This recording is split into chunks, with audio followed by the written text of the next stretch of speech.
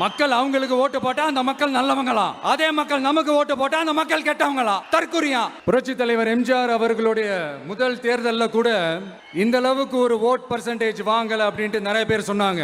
இப்படிப்பட்ட நம்ம தெய்வங்களை, இப்படிப்பட்ட நம்ம மக்களை தற்குறின்றது. நீங்க மக்களை தப்பா பேசுனீங்கன்னா இந்த விஜய் வந்து கேள்வி கேட்பான், சும்மா இருக்க மாட்டான்.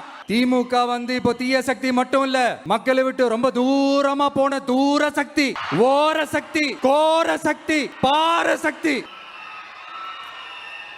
ஆனா நீங்க டிவி கேட்க அவ்வளவு நீங்க ஆதரிச்சிருக்கிறீங்க. நான் எம்ஜிஆர் அவர்களோட எல்லாம் நான் கம்பேர் பண்ணல. எம்ஜிஆர் தான். ஆனா நாம பெரியார், அண்ணா, எம்ஜிஆர் அவர்கள் வழியில ஒரு அன்பா உழைக்க வந்த உங்க விஜய், அவ்வளவுதான்.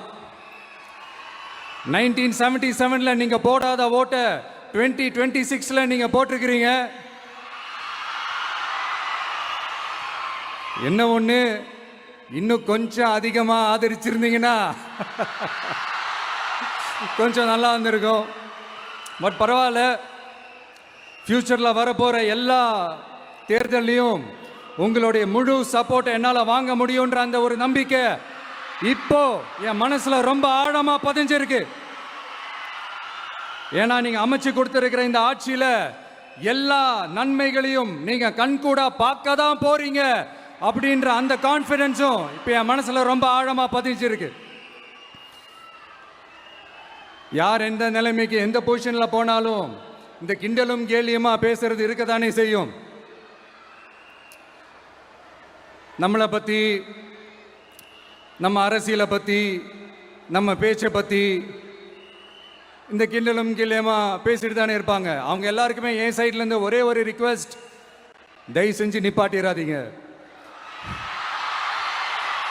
தயவு செஞ்சு கண்டினியூ பண்ணுங்க. நீங்க தான் என்னோட எனர்ஜி ஃபோர்ஸு.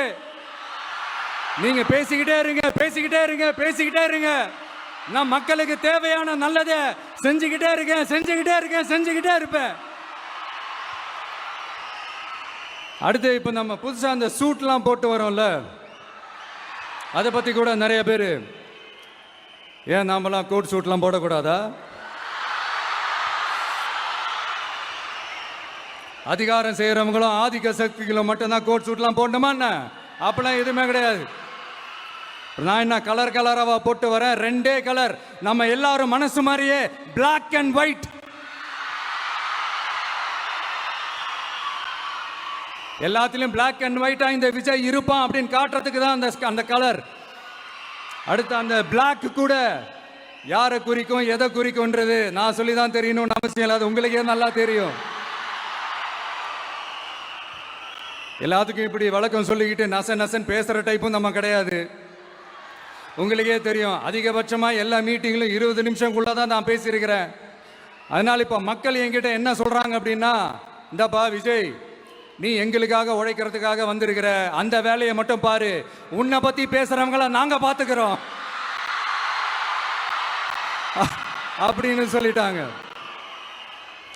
முன்னெல்லாம் சட்டசபையில யார் பேசுனா நமக்கு என்ன, யார் அடிச்சுக்கிட்டா நமக்கு என்னன்ற இருந்த கூட்டம்லாம் இப்ப சட்டசபையில என்ன நடக்குது, என்ன பேசிக்கிறாங்கன்றது ரொம்ப உன்னிப்பா கவனிக்கிறாங்க. கவனிச்சிங்களா? திமுக ஸ்டைல்லே சொல்லணும்னா ரீல்ஸ் போட்ட கூட்டம்லாம் இப்ப நியூஸ் பார்த்துக்கிட்டு இருக்கிறாங்க. அதுல நமக்கு சந்தோஷம் தான், பெருமை தான். நம்மளுடைய யங்ஸ்டர்ஸ், நம்ம பெண்கள் எல்லாம் அந்த அரசியல் என்னன்னு தெரிஞ்சுக்கணும், அந்த அரசியல் என்னன்னு புரிஞ்சுக்கணும்னு அப்படி ஒரு விழிப்புணர்வு ஏற்பட்டிருக்கு. அதுல எங்களுக்கு சந்தோஷம் தான். இதெல்லாம் யாரால நடந்திருக்கின்றது நான் சொல்லிதான் உங்களுக்கு தெரியணும்னு அவசியம் இல்லை, அது உங்களுக்கே நல்லா தெரியும். இப்படிப்பட்ட நம்ம தெய்வங்களை, இப்படிப்பட்ட நம்ம மக்களை தற்குறின்றது இன்னமும் சொல்லிக்கிட்டு இருக்கிறாங்க. நான் காஞ்சிபுரத்தில் சொன்னதை தான் இங்க நான் திரும்பவும் ரிப்பீட் பண்றேன். நீங்க தற்குறின்னு சொன்னீங்களே, அவங்க தான் உங்களோட அரசியல் வாழ்க்கையே ஒரு கேள்விக்குறி ஆக்கி இருக்கிறாங்க. கேள்விக்குறி ஆக்கிட்டாங்க, இன்னமும் ஆக்க போறாங்க. அன்னைக்கு நான் சொன்னப்போ சிரிச்சவங்களாம் இன்னைக்கு என்ன பண்ண போறாங்களோ. உண்மையை சொன்னாதான் அந்த கூட்டத்துக்கு கசக்குமே. உண்மையிலே நீங்க மக்கள் மனசை புரிஞ்சு வச்சிருந்தீங்கன்னா நீங்க இப்படி மக்களை தப்பாவே பேசியிருக்க மாட்டீங்க. அது என்ன, அப்புறம் அரசியல் புரிதல் இல்லாம மக்கள் நமக்கு ஓட்டு போட்டுட்டாங்களாம். இந்த கவர்ச்சியில மயங்கி மக்கள் நமக்கு ஓட்டு போட்டுட்டாங்களா? நான் என்ன, சரி விடுங்க.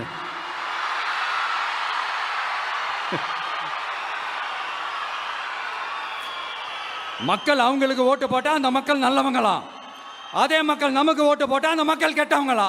தற்குறியா? இதே மக்கள் தான் இத்தனை வருஷமா உங்களுக்கு ஓட்டு போட்டுட்டு இருந்தாங்க. உங்களுக்கு மட்டும் என்ன, வேற ஏதாவது பிளானட்ல இருந்து குதிச்சு ஓட்டு போட்டு போனாங்களா? தற்குறியாமா? தற்குறி நல்லா வருது, வேணான்னு பாக்குறேன். எங்க அண்ணன் விஜயகாந்த் அண்ணன் சொல்ற மாதிரி. ஸ்டாலின் சார் பதவி போன அந்த கடுப்புல அறிக்கையா விட்டு தள்ளிக்கிட்டு இருக்கிறாரு. என்ன பண்ணீங்க உங்களுடைய ஆட்சியில? மக்கள் பணத்தை, டாஸ்மாக்ல இருந்து அடிச்ச அந்த பணத்தை, ஊழல் செஞ்ச அந்த ஃபைல க்ளோஸ் பண்றதுக்கு அலையா அலைஞ்சிங்க. ஆனா இந்த விஜய் மக்களுக்கு தொந்தரவா இருக்கிற அதே டாஸ்மாக க்ளோஸ் பண்ணா. விவசாயிகளோட அந்த கடனை தள்ளுபடி மேக்சிமம் இந்த 1 மந்த்ல என்ன செய்ய முடியுமோ அதை செஞ்சான். நீங்க தான் அந்த நிதி சம்பந்தமா இருக்கிற எல்லா கேட்டையும் லாக் பண்ணி வச்சுட்டு போயிருக்கிறீங்க. அதை சரி செய்ய வேணாமா? அதை ஒழுங்குபடுத்த வேணாமா? அதனால மறுபடியும் சொல்றேன், இந்த விஜய் பொய் சொல்லி ஏமாத்துறதுக்காகலாம் அரசியலுக்கு வரல. உங்க கூடவே நிக்கிறதுக்காக மட்டும்தான் அரசியலுக்கு வந்திருக்கிறேன். அதுல எந்த மாற்று கருத்துமே கிடையாது. கவலையப்படாதீங்க விவசாய பெருமக்களே.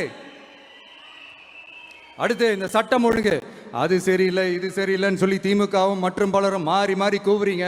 நான் ஒண்ணு கேட்கிறேன், இந்த மாடல் அரசுன்னு சொல்றீங்களே, அதுல என்ன செஞ்சு வச்சுட்டு போயிருக்கீங்க? ஒரு ஊரு விடாம, ஒரு தெரு விடாம போதை பொருள் கலாச்சாரம் அப்படியே ஸ்ப்ரெட் ஆகி கொட்டி கிடக்குது.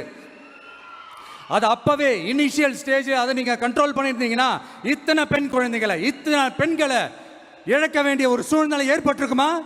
எல்லாத்தையும் பண்ணிட்டு பழிய தூக்கி ஏன் மேல போடுறாங்க? நீங்க என்ன பழி நம்ம மேல போட்டாலும் மக்கள் நிம்மதியா வாழக்கூடிய அந்த செயலை கண்டிப்பா இந்த விஜய் செஞ்சுதான் காட்டுவான். அதுக்காக தான் எஃபிஷியன்டான போலீஸ் ஆபீசர்ஸ் நான் அப்பாயிண்ட் பண்ணியிருக்கிறேன். எஃபிஷியன்டான அந்த போலீஸ் ஆபீசர்ஸ் டீம் நான் அப்பாயிண்ட் பண்ணியிருக்கிறேன். பெண்கள் பாதுகாப்பான அந்த சிங்க பெண் காவல் படை நெக்ஸ்ட் வீக் அதை இனாகரேட் பண்ண போறோம். திமுக வந்து இப்போ தீய சக்தி மட்டும் இல்ல, மக்களை விட்டு ரொம்ப தூரமா போன தூர சக்தி, ஓர சக்தி, கோர சக்தி, பார சக்தி. நீங்க எப்போ இந்த தீந்து போன சக்தியோட நீங்க கூட்டு சேர்ந்துக்கிட்டு ஆட்சி அமைக்கணும்னு நினைச்சீங்களோ அப்பவே இந்த திமுக தூர்த்து போன சக்தியாகவும் ஆயிடுச்சு. நீங்களாம் நம்மளை பத்தி அவதூறு பேசலாமா சார்? இது நியாயமா? மக்களை இவ்வளவு பெரிய மக்கள் சக்தி நம்மளோடு இருக்கும் போது நமக்கு எதுக்கு வேற அரசியல்? எலெக்ஷன்ல 50-60 வருஷமா இருந்த சாதிய உடைச்சிருக்கிறோம், மதத்தை உடைச்சிருக்கிறோம், காசு கொடுத்து ஓட்டு வாங்கறத உடைச்சிருக்கிறோம். நாம எது செஞ்சாலும் கான்ஸ்டிடியூஷன்ல தான் செய்வோம்.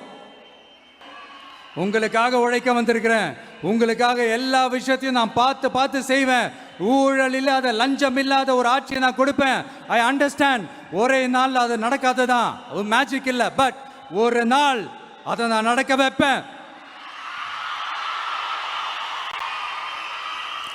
எனக்கு இப்ப வேற எந்த வேலையும் இல்லை உங்களுக்காக உழைக்கிறத தவிர. என் கடன் இனி என் மக்களுக்கு பணி செய்து கிடைப்பதே. மீண்டும்